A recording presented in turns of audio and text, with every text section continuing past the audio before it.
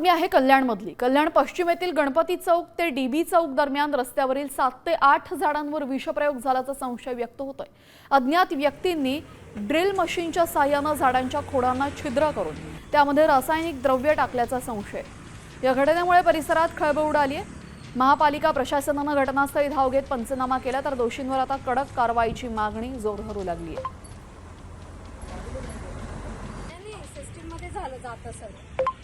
सात झाडांच्या बुंद्यांना खाली अज्ञात इसमांकडनं ड्रिल मशीनने छिद्र करण्यात आलेली आहेत आणि त्या छिद्रांमध्ये इंजेक्शन टाकलंय असं बोलू शकतो की नाही माहिती नाही, पण ओघळ दिसतंय. त्याच्यामुळे इंजेक्शन टाकून मे बी झाडांना मारण्याचा प्रयत्न केलेला असेल. तर आता आम्ही इथे येऊन पंचनामा वगैरे केलेली आहे.